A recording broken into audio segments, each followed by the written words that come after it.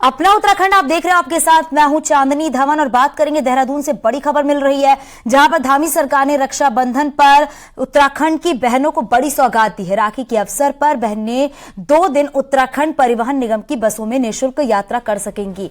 बताया जा रहा है कि दोपहर 12 बजे से कल रात 12 बजे तक नियम लागू रहेंगे। सीएम पुष्कर सिंह धामी ने इस बात की जानकारी ट्वीट करके दी है और लिखा है कि रक्षाबंधन के शुभ अवसर पर दिनांक 30 अगस्त दोपहर 12 बजे से 31 अगस्त रात्रि 12 बजे तक उत्तराखंड परिवहन निगम द्वारा संचालित बसों में माताओं बहनों की यात्रा निःशुल्क किए जाने का फैसला लिया गया और हमारी बहनें उत्तराखंड सहित अन्य राज्यों से होकर जाने वाली उत्तराखंड परिवहन निगम की बसों में निःशुल्क यात्रा सुविधा का लाभ उठा सकती हैं।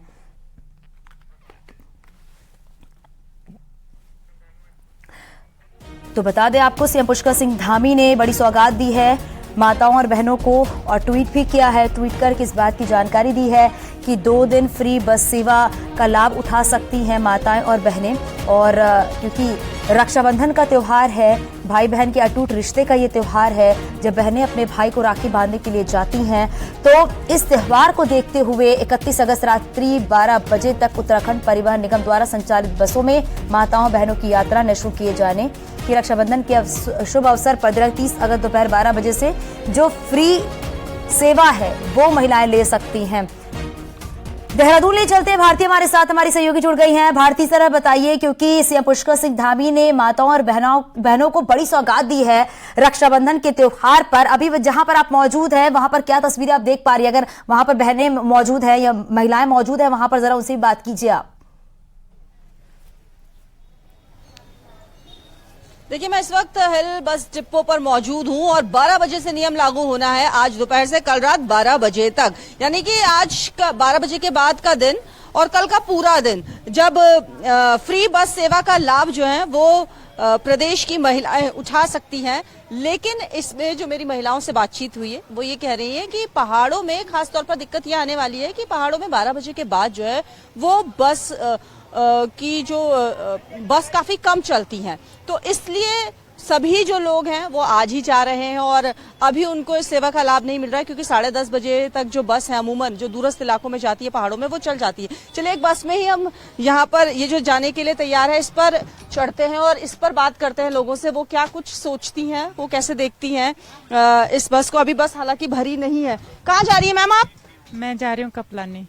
ये बताइए कि आज तो 12 बजे के बाद से फ्री बस सेवा है, कल का पूरा दिन है जब आप फ्री बस में यात्रा कर सकती है। कैसे देखते हैं सरकार के इस फैसले को? बहुत अच्छा लगता है, पर हमें फ्री सेवा नहीं मिली अभी नहीं मिली है, क्योंकि आप सुबह के वक्त जा रहे हैं। लेकिन जो ये फैसला है 2 दिन का, यानी कि आज का तो 12 बजे के बाद का दिन और कल का पूरा दिन, उसे आप किस तरीके से देख रही हैं? बहुत अच्छा लगता है, कभी भी हो, किसी के मेरे लिए नहीं, किसी बहन के लिए भी, पर अच्छा लगता है। ये यहाँ पर भी कुछ लोग मौजूद है, उनसे भी हम बातचीत कर लेते हैं। आप कहाँ जा रहे हो? कहाँ जा रहे हो? भगवान। ये बताइए कि कैसे देख रहे हो आप इस फैसले को? 12 बजे के बाद तो फ्री में बस सेवा कर सकते हैं, लेकिन आप तो पहले ही जा रहे हो। हाँ जी, जा ही रहे हो। कुछ कहना चाहोगे सरकार के लिए फ्री में बस सेवा जो दी गई है सभी प्रदेश की महिलाओं को, आप कुछ कहेंगे?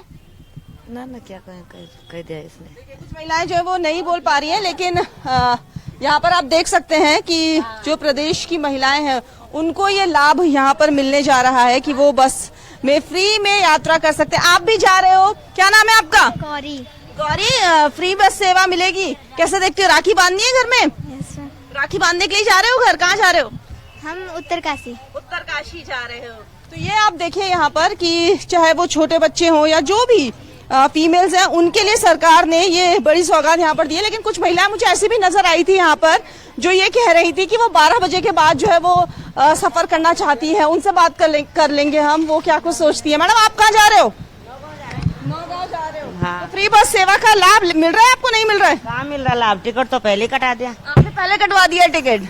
तो 12 बजे के बाद थी ना फ्री? तो हाँ, हमें पता नहीं था ना, टिकट का ध्यान नहीं करा। अच्छा, यहाँ पर सुन रहे कुछ महिलाओं को नहीं पता था जो 12 बजे के बाद ट्रैवल करने वाली, उनके लिए ये फ्री सेवा बिल्कुल भारती। और फिर क्योंकि जब 12 बजेंगे तो फिर महिलाएं जो हैं वो भी बस में सफर करेंगी और अपने भाई के पास जाएंगी राखी बांधने के लिए। शुक्रिया इस जानकारी के। आगे बढ़ते और बात करते हैं देहरादून से सिंचाई विभाग से बड़ी खबर आ रही है, जहां पर बिना एनओसी प्रधानमंत्री ग्राम सड़क योजना में काम कर रहे विभाग के कई इंजीनियरों पर कार्रवाई हो सकती है। सूत्रों के हवाले से ये भी खबर मिल रही है, इंजीनियरों से शासन ने जवाब तलब करने की तैयारी भी कर रखी है। चीफ समेत कई इंजीनियरों से जवाब तलब हो सकता है। सीएम पुष्कर सिंह धामी बड़ी कार्रवाई भी कर सकते हैं। तो बड़ी खबर आपको बता रहे हैं, शासन ने जवाब तलब करने की तैयारी कर ली है और चीफ समेत जो इंजीनियर्स हैं उनसे भी जवाब मांगा गया है।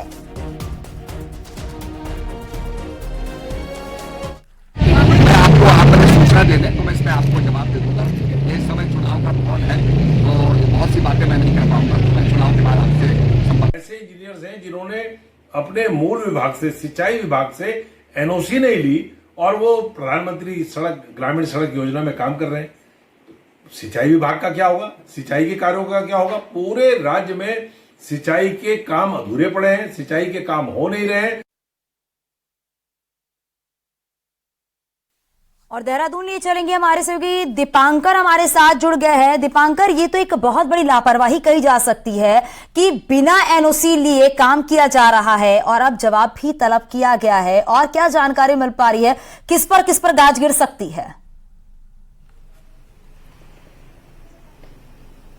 अब बिल्कुल, जो सिंचाई विभाग के सचिव हरिचंद सेमवाल, उन्होंने इस बात की पुष्टि की है कि सिंचाई विभाग के कई इंजीनियर जो प्रधानमंत्री ग्राम सड़क योजना में काम कर रहे हैं वो बिना एनओसी के वहां पर काम कर रहे हैं। अब सवाल खड़ा होता है कि प्रधानमंत्री नरेंद्र मोदी के नाम से या प्रधानमंत्री के नाम से जो स्कीम चल रही है ग्राम पीएमजेएसवाई की, उसमें अगर ये इंजीनियर्स काम कर रहे हैं तो वहां पर जो कुछ काम हुआ है क्या वो पूरा काम अब तक अवैध है? इस पर भी एक बड़ा सवाल खड़ा हो रहा है। अभी हम कुछ देर में सचिव जो सिंचाई हरिचंद सेमवाल, उनसे बात करने की कोशिश करेंगे। हम सिंचाई विभाग के यहाँ पर ऑफिस में मौजूद है। अभी यहाँ पर जो इनके चीफ हैं जयपाल सिंह, वो भी नहीं पहुंचे हैं। लेकिन सवाल यही है कि अगर आपका मेन डिपार्टमेंट ही है और डेपुटेशन पे आप वहां पर गए तो आपने मेन डिपार्टमेंट से एनओसी क्यों नहीं ली? और अगर एनओसी नहीं ली थी तो आप वहां पर सर्विस किस लिहाज से दे रहे थे और किस कैपेसिटी में दे रहे थे? और अगर आपने वहां पर कुछ बड़े फैसले पीएमजेएसवाई में किए हैं, जो खबरें हमारे पास है कि कई बड़े फैसले वहां पर लिए गए हैं और खास बात यह है कि जो इंजीनियर्स वहां पर हैं उनके पास कई अहम जिम्मेदारियां वहां पर है, तो आपने पीएमजेएसवाई के जो फैसले लिए,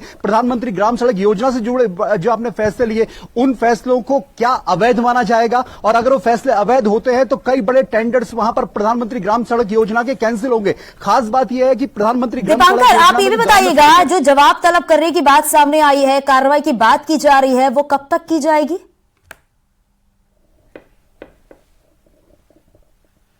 खबर यह है कि आज इसमें जो सिंचाई विभाग के सचिव है हरिचंद सेमवाल, वो इसमें कुछ बड़ा एक्शन आगे के लिए बढ़ा सकते हैं और मुख्यमंत्री इस मामले को बड़ी गंभीरता से लिया है। और हो सकता है कि अभी मुख्यमंत्री क्योंकि चंपावत और दूसरी जगहों के दौरे पर हैं, जब वापस देहरादून लौटेंगे मुख्यमंत्री तो मुख्यमंत्री इन इंजीनियर्स के खिलाफ कोई बड़ा एक्शन यहां पर ले सकते हैं। और सबसे बड़ी बात यही है कि एक आम आदमी को जगह जगह एनओसी देनी पड़ती है, हर छोटे से बड़े काम के लिए नो ऑब्जेक्शन सर्टिफिकेट लेना होता है। लेकिन अगर सिंचाई विभाग के इंजीनियर दूसरे डिपार्टमेंट में सर्विस दे रहे हैं बिना एनओसी के और अपने डिपार्टमेंट को इस बात की जानकारी नहीं है, और इस डिपार्टमेंट के जो चीफ हैं जयपाल सिंह, क्या उनको इस बात की जानकारी नहीं थी? जो सतपाल महाराज विभाग के मंत्री हैं उनका कहना है कि मुझे फिलहाल इसकी जानकारी नहीं है, मैं इलेक्शन में बिजी हूं, मैं बाद में बात करूंगा। कांग्रेस को लेकर हमलावर है। तो सवाल यही है कि इस तरह से अगर सरकार के विभाग चलेंगे और इस तरह से अगर सरकार के विभाग के कर्मचारी काम करेंगे तो उत्तराखंड का क्या हाल होगा और क्या स्थितियां विभागों की होंगी, वो आसानी से समझा जा सकता है। बिल्कुल दीपांकर, और ये आने वाला वक्त बताएगा कि जब जवाब तलब कर लिया जाएगा, रिपोर्ट सामने आ जाएगी तो किस तरह की कार्रवाई चीफ और इंजीनियरों पर देखने को मिलेगी। शुक्रिया इस जानकारी के लिए। देहरादून के चक्राता में पेड़ों को अवैध रूप से काटने के मामले में कंजर्वेटर विनय भार्गव कल चक्राता पहुंचे हैं, जहां भार्गव ने यहां पर कनासर रेंज में स्थलीय निरीक्षण किया है। आपको बताते चले कि इस रेंज में देवदार का अवैध के पेड़ों की अवैध कटाई हुई थी और इसी इलाके की अगर बात करें तो देवदार के 6000 स्लीपर हुए हैं, बरामद थे। तो 6000 के स्लीपर जो है वो बरामद हुए थे। बताया जा रहा है इस रेंज में देवदार का जो अवैध वो है वो यहां से बरामद किया गया है। उत्तराखंड में लोकायुक्त का मामला एक बार फिर से गरमाने लगा है। हाईकोर्ट ने 3 महीने के भीतर ही लोकायुक्त नियुक्ति करने के आदेश दे दिए हैं। तो क्या उत्तराखंड को लोकायुक्त मिलने जा रहा है या फिर बीच का कोई और रास्ता निकाल लिया जाएगा? विपक्ष कह रहा है कि उसे उम्मीद नहीं है कि सरकार लोकायुक्त नियुक्ति करेगी।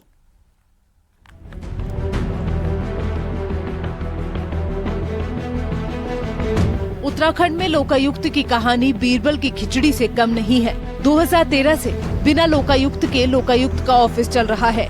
यहाँ सेक्रेटरी, अंडर सेक्रेटरी समेत 25 कर्मचारी भी तैनात हैं, जिन पर पिछले 10 सालों में 32 करोड़ से अधिक खर्च हो चुके हैं। हाईकोर्ट ने अब 3 महीने के भीतर लोकायुक्त की नियुक्ति के आदेश दिए हैं। तो सवाल उठता है कि क्या सरकार लोकायुक्त की नियुक्ति करने जा रही है? यदि ऐसा हुआ तो धामी सरकार को 2014 के कांग्रेस सरकार में बनाए गए लोकायुक्त एक्ट को ही लागू करना होगा। देखिए, कोर्ट का आदेश है, उसका माननीय मुख्यमंत्री जी उसको खुद देख रहे हैं और कोर्ट के आदेशों का पालन होगा। उसमें अगर कुछ समय की आवश्यकता होगी तो कोर्ट से हम लोग वो करेंगे कि उसमें जो हमें समय चाहिए उसको पूरा करने के लिए समय दीजिएगा। दरअसल बीजेपी सरकार 2017 में लोकायुक्त बिल लाई थी, जिसे विधानसभा की प्रवर समिति को भेज दिया गया था, लेकिन तत्कालीन विधानसभा भंग होने के साथ ही इस बिल का भी अब कोई अस्तित्व नहीं रहा है। इधर विधानसभा का मॉनसून सेशन भी नजदीक है। विपक्ष इस मुद्दे पर सरकार को घेरने जा रही है। कांग्रेस अभी से ये कह रही है कि सरकार कुछ भी कहे, ये तय है कि वो लोकायुक्त की नियुक्ति नहीं करने वाली। हाईकोर्ट के आदेश के बाद भी सरकार जिस प्रकार से उदासीन है, सरकार को करना होता तो 2017 से इनकी सरकार है, 6.5 साल सरकार को हो गए और लोकायुक्त का कहीं नाम नहीं है। लोकायुक्त नहीं बनाएंगे, इसलिए नहीं बनाएंगे क्योंकि आकंठ सरकार भ्रष्टाचार में डूबी हुई है। हालांकि लोकायुक्त की नियुक्ति को टालना अब उतना आसान नहीं होगा। जानकारों की माने तो सरकार हाईकोर्ट के फैसले के खिलाफ सुप्रीम कोर्ट का भी रुख नहीं कर सकती, क्योंकि सुप्रीम कोर्ट में बीजेपी सरकार 2018 में ही एफिडेविट दे चुकी थी कि 3 महीने के भीतर लोकायुक्त नियुक्त कर दिया जाएगा। ऐसे में लोकायुक्त पर क्या होगा, विधानसभा के मॉनसून सेशन में ये तस्वीर एक हद तक साफ हो सकती है। देहरादून से न्यूज 18 के लिए सुनील नवप्रभात की रिपोर्ट। बागेश्वर उपचुनाव में कांग्रेस को मजबूत करने के लिए पूर्व सीएम हरीश रावत बागेश्वर पहुंच चुके हैं और हरीश रावत ने गरुड़ में एक सभा को भी संबोधित किया है। प्रत्याशी बसंत कुमार के लिए वोट भी मांगे हैं। हरीश रावत ने कहा है कि इस सरकार में विकास की गति रुक गई है। उन्होंने उपचुनाव में कांग्रेस की जीत का दावा किया है।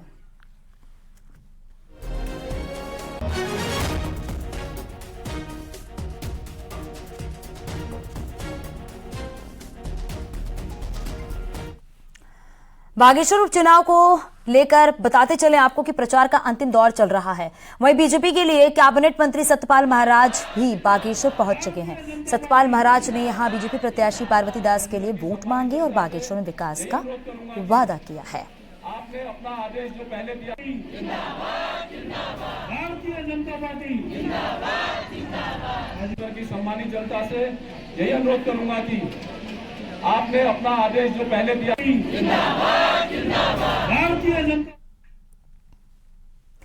उत्तराखंड में मौसम विभाग ने 7 जिलों में फिर बारिश का अलर्ट जारी किया है। उत्तरकाशी, चमोली, रुद्रप्रयाग, देहरादून, पिथौरागढ़, बागेश्वर में आज और कल हल्की बारिश के आसार बताए जा रहे हैं। आपको बताते चले उत्तराखंड में जुलाई में 552.7 mm बारिश हुई, जिस सम्मान से 32% ज्यादा है। वहीं ऋषिकेश में अगस्त में हुई बारिश ने चेरापूंजी का रिकॉर्ड तोड़ दिया है। तो पिथौरागढ़, बागेश्वर में बारिश के आसार हैं और उत्तराखंड में आज और कल फिर मौसम का मिजाज बदलेगा। बताया जा रहा है कि 7 जिलों में अलर्ट जारी कर दिया गया है। उत्तरकाशी, चमोली, रुद्रप्रयाग।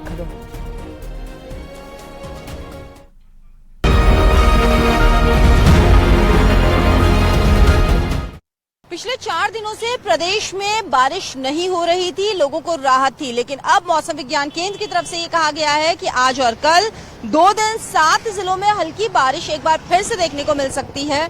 इसमें देहरादून भी शामिल है, बागेश्वर, उत्तरकाशी, टिहरी, पौड़ी, ये वो जिले रहेंगे जहां पर बारिश के आसार नजर आ रहे हैं आज और कल में। उसके बाद 1 और 2 तारीख के लिए भी मौसम विज्ञान केंद्र की तरफ से ये कहा गया है कि मौसम एक बार फिर से बदलेगा और प्रदेश में हल्की बौछारें कई जगह पर देखने को मिल सकती हैं। कैमरा पर्सन राकेश रावत के साथ न्यूज 18 के लिए देहरादून से भारती सकलानी उनियाल। हरिद्वार के शहरी इलाके में हर साल बरसात के सीजन में होने वाले जलभराव से अब निजात मिल सकती है। जिला प्रशासन ने इसके लिए फुल प्रूफ प्लानिंग भी कर ली है। यहां के रानीपुर मोड़ और भगत सिंह चौक पर पानी ना जमा हो, इसके लिए बड़े नाले बनाकर यहां पर पानी ज्वालापुर की ओर ले जाया जाएगा और फिर एसटीपी में ट्रीटमेंट के बाद पानी गंग नहर में छोड़ा जाएगा। महाराष्ट्र की एक कंसल्टेंसी फर्म की मदद से प्रोजेक्ट की डीपीआर तैयार कर ली गई है। करीब 65 करोड़ के प्रोजेक्ट के लिए बजट जारी होने के बाद जल्द काम शुरू किया जाएगा।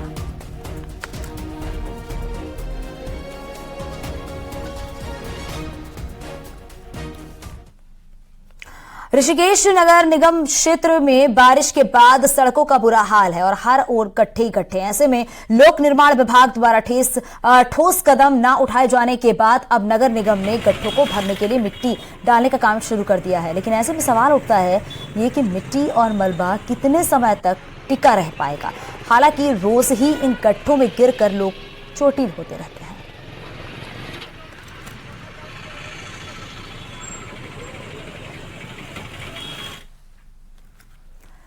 टिहरी जिले में अधिकारियों की सुस्ती और लापरवाही आम लोगों पर भारी पड़ रही है। आपदा से क्षतिग्रस्त हुए सड़क, पुलिया और ग्रामीण रास्तों के एस्टीमेट अभी तक तैयार नहीं हो पाए,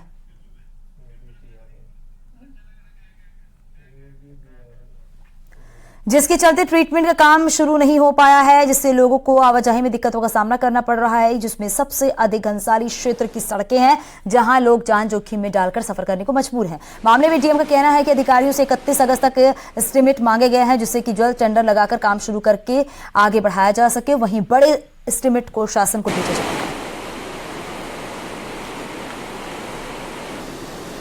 देखिए, सड़कों की जो स्थिति है वो भले पीएमजीएसवाई की हो, पीडब्ल्यूडी की हो या फिर ग्रामीण मार्ग हो, उसमें इस बारिश के बाद जहाँ जहाँ दिक्कतें आई हैं वहाँ पर हम अनुमन्य धनराशि आपदा से, मनरेगा से, जिला योजना से या फिर एसडीआरएफ, नॉन एड जितने भी हेड हो सकते हैं वहाँ से हम लोग फंड्स जरूर उसके लिए अकोमोडेट कर रहे हैं। और हमने सभी विभागों को आज बोला भी है कि जहाँ जहाँ डैमेजेस हुए हैं उसके तत्काल एस्टीमेट बना के टेंडर लगा लें और फाइल हमारे ऑफिस से 31 तारीख तक हमने बोला है कि अपने एस्टीमेट ज़रूर यहाँ भेज दें ताकि हम उनको सैंक्शन करें।